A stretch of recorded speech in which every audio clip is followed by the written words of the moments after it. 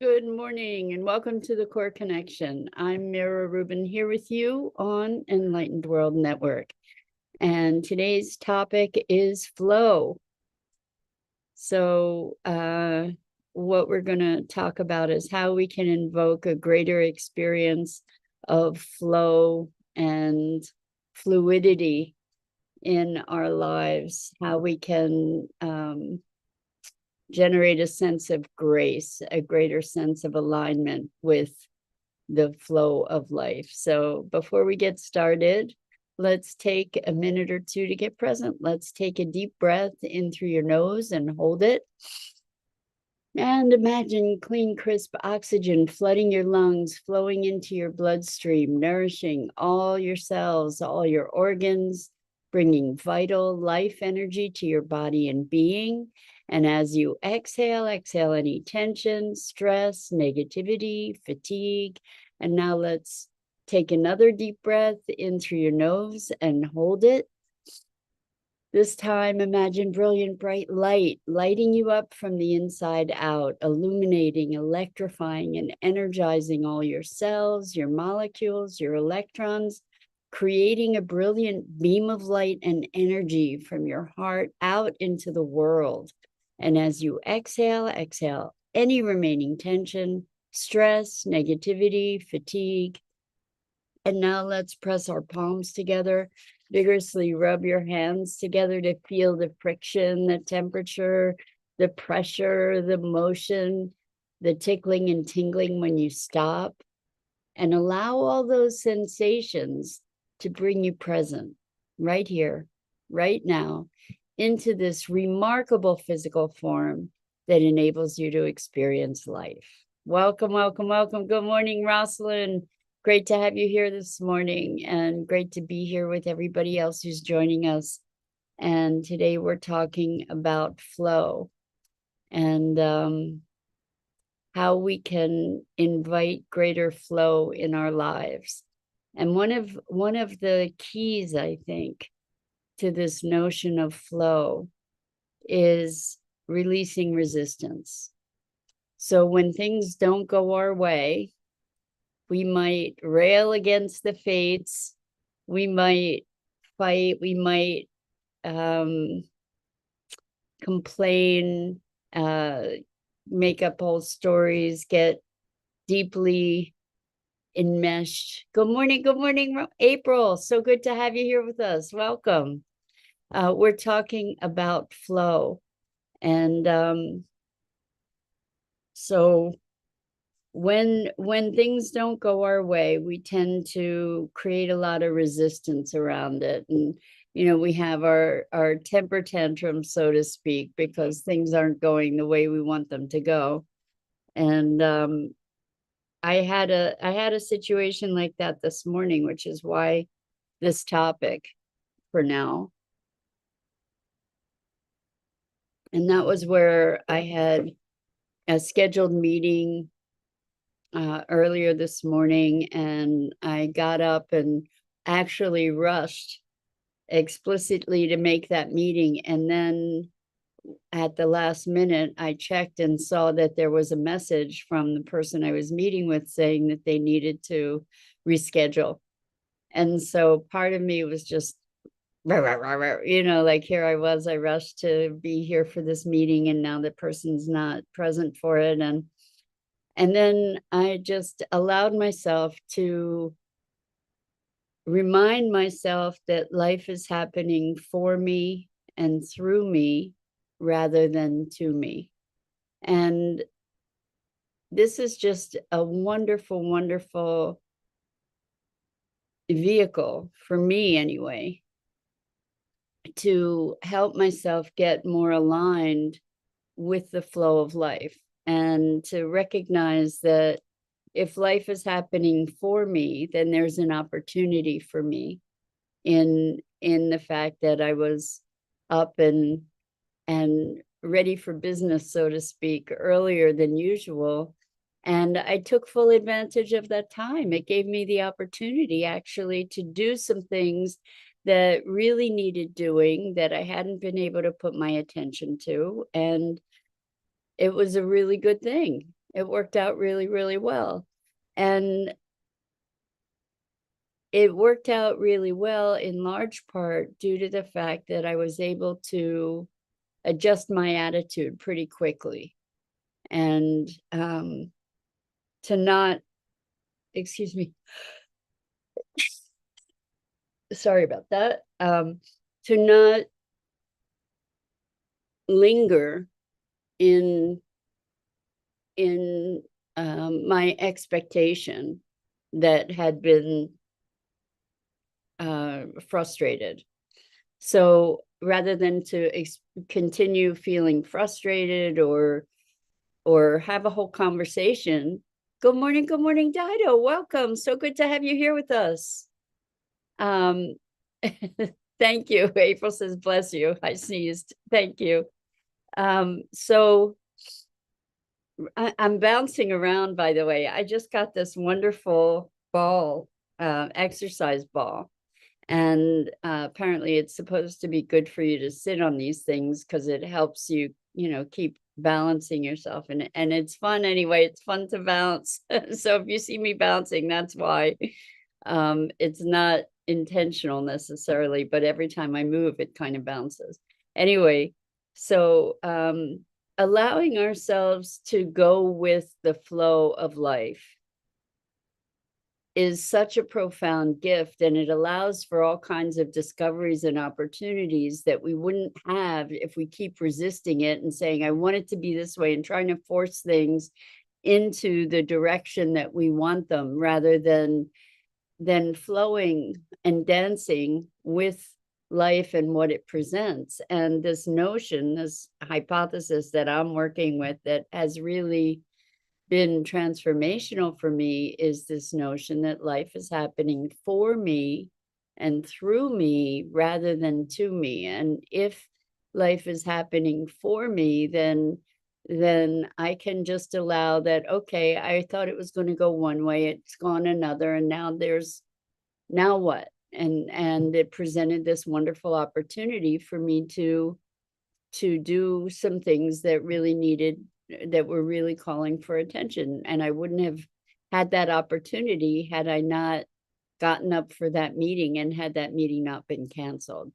So Rosalind says, resistance to change, wanting things to stay the same or wanting things to stay the way we want them to be, having things show up the way we want them to be. So used to a certain circumstance that has kept myself alive. If things are changing, that thought does help. Things are happening for me, not to me. Yeah, and things are changing, and we are likely to be experiencing profound change in the not distant future. And the more we resist change, the more resistance we create in life, the more impeded the flow.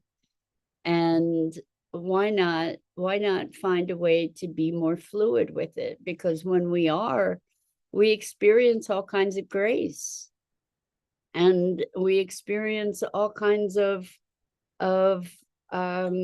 wonderful circumstances that we didn't necessarily anticipate. And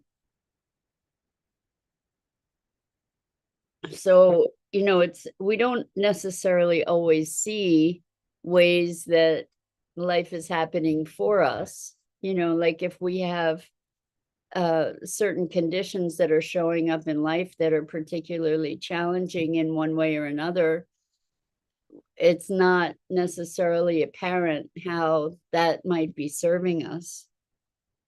I heard a really interesting thing on NPR over the weekend. Was somebody doing research around this notion that trauma creates growth.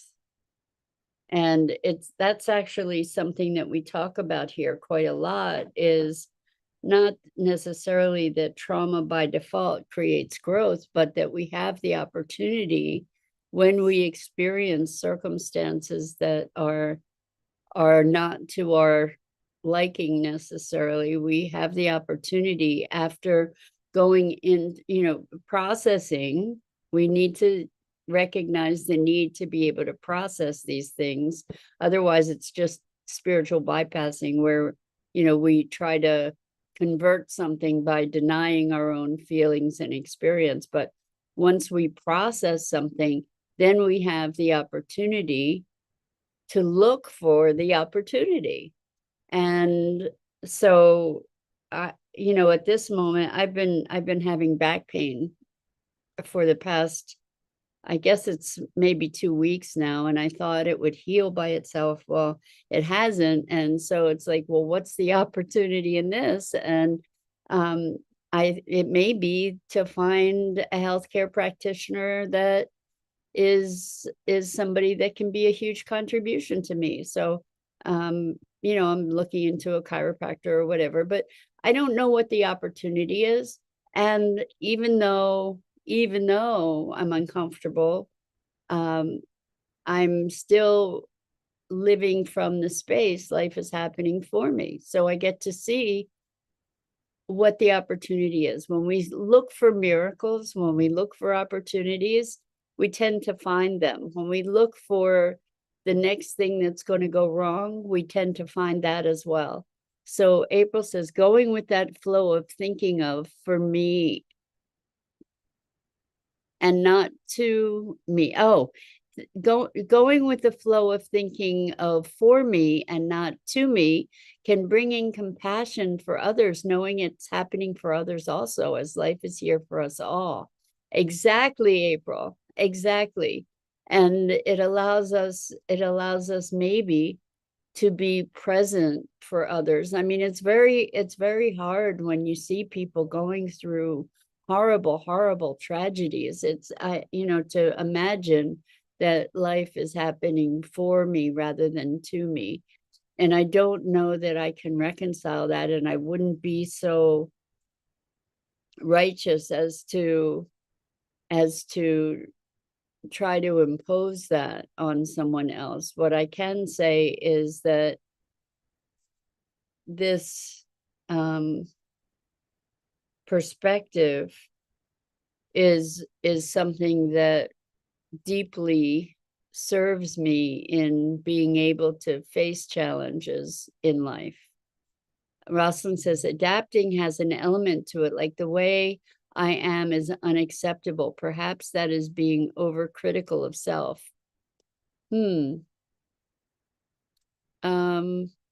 Adapting.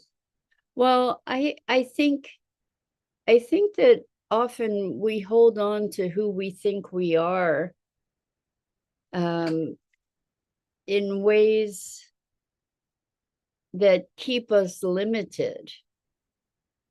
If I'm needing to find, I think that actually by finding flow, we're actually better able to have fuller expression. That it's not a violation of who we are. It's not saying there's something wrong with me. It's expanding my own capacities. It's finding greater alignment with life and self. And maybe it's not a matter of how I am is unacceptable, but because if I'm frustrated or whatever, does that mean that that's unacceptable? Or if I'm having a temper tantrum, is that unacceptable? I don't think it's a matter of it being unacceptable. I think it's a matter of creating our own suffering.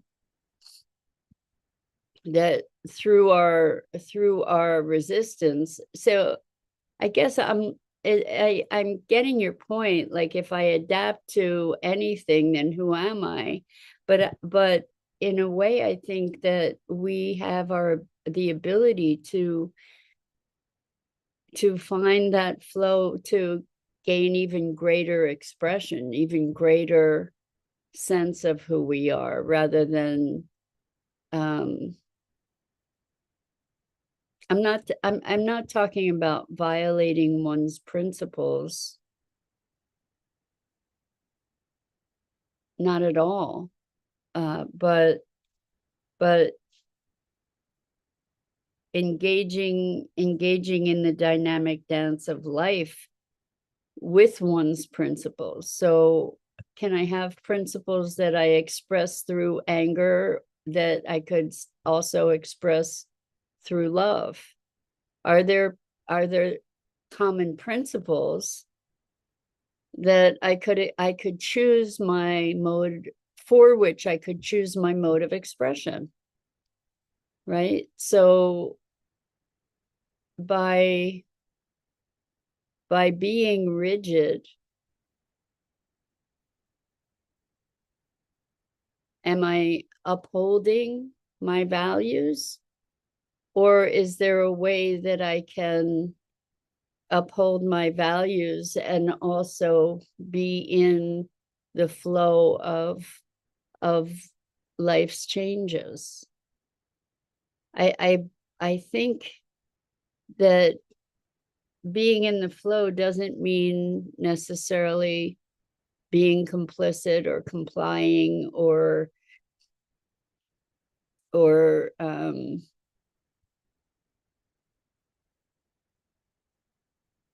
being critical of oneself or being unacceptable. I think we have a lot more range and capability than we recognize. We have a lot more creativity than we recognize.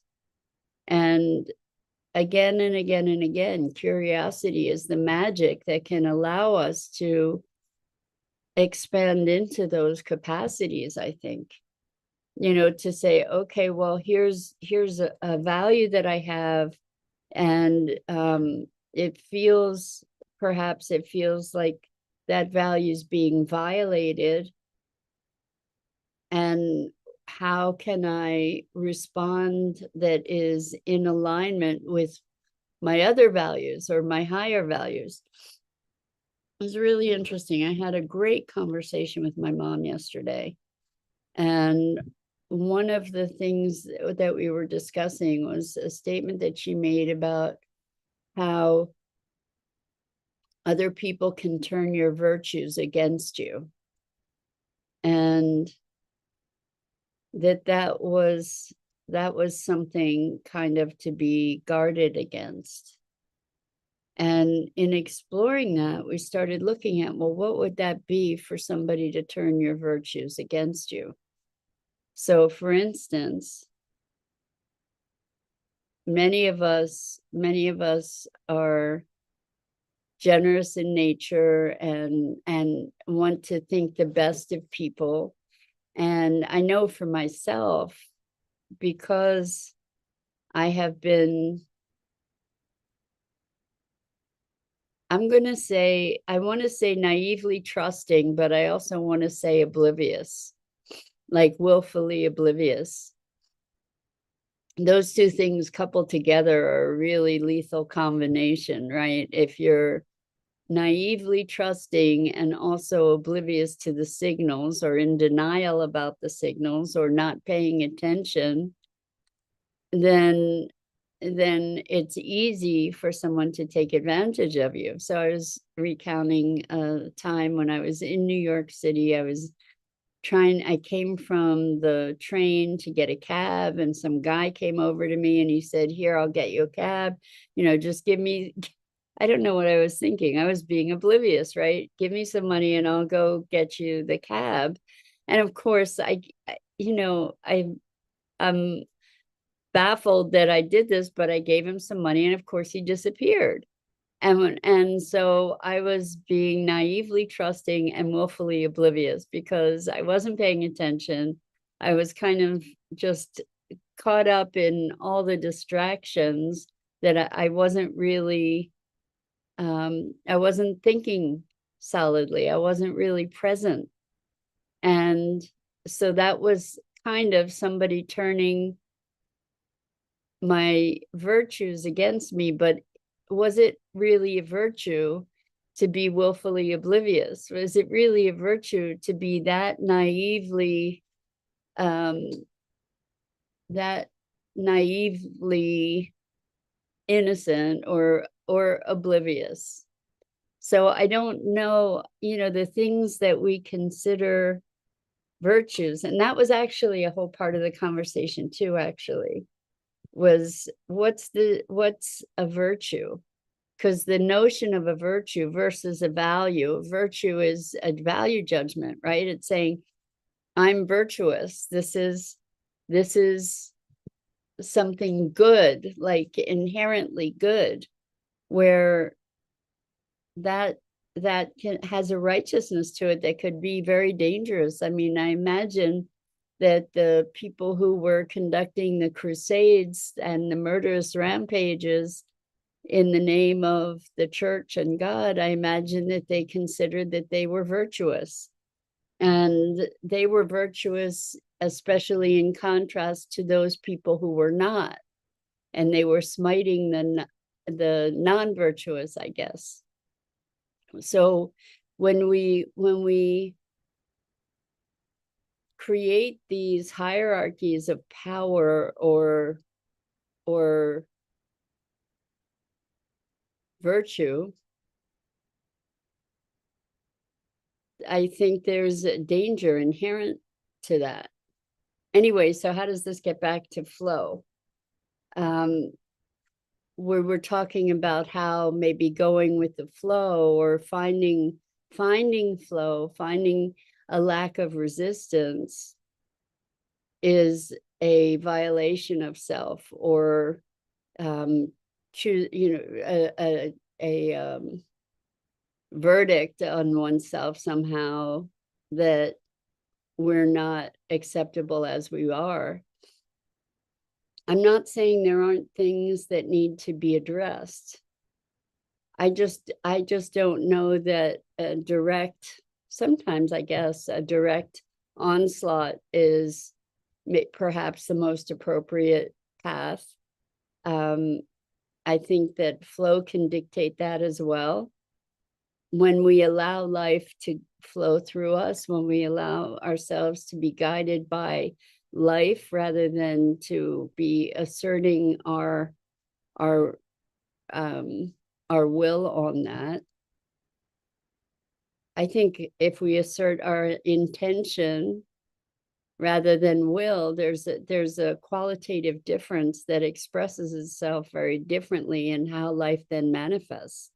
So April says, virtues and values are user preference, and the flow helps us find higher value choices. I think that's really true. I think that as sometimes we need to step off our ego position and allow for a service to our higher values. So, for instance, do I want to be right or do I want to be connected? And if I want to be connected, my conversation is going to be very different from if I'm insistent upon being right. So I heard another thing on NPR yesterday that was interesting. I didn't get to hear the entire thing, but it was about conflict and how we find a place of communication into opposing viewpoints. And this one woman had spent years and years creating conversational spaces that were open conversations for understanding, where people from opposing vantage points would be able to be engaging in ongoing conversation to share a perspective, and how that's been very healing, where people have been able to find some kind of connection, some kind of deeper understanding of one another, even across differences, and greater respect, etc. And then they also mentioned that there was somebody who had developed this massive email campaign to communicate with Russian people about the truth of the Ukraine conflict and how this approach of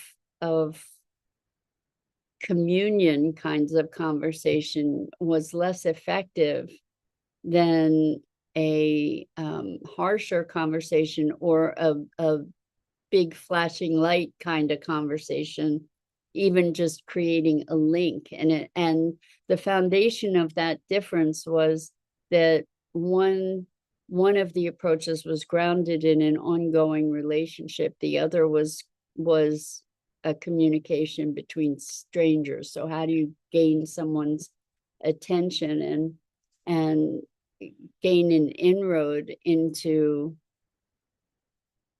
changing hearts and minds? Anyway, sort of a wide-ranging, flowing conversation today, right? So the question is, how can we manifest greater flow? And I think the big thing is that when we recognize resistance within ourselves, what we're doing, when we have that resistance, what we're doing is we're cutting off the flow. We're cutting ourselves off from the flow of life. So, okay, we don't like this, that, or the other thing. Now what? Instead of, I'm going to stay stuck in, I don't like this, and it's not okay, and getting into a whole story and creating all that resistance and closing ourselves off to the vitality of life. Instead, let's find ways to allow ourselves to open more into the flow, into the opportunities, into the potentials. So that's it for this morning. I'm Mira Rubin. This is the Core Connection, and I go live here each weekday morning at 9 a.m. Eastern on the Enlightened World Network Facebook page and YouTube channel. And I invite you, as always, to check out the other awesome programming on Enlightened World Network and Enlightened World Living. And also, as always, I just deeply, deeply appreciate you and the opportunity to spend this time and have these wonderful conversations together and be on this journey together of discovery. So until next time, so much.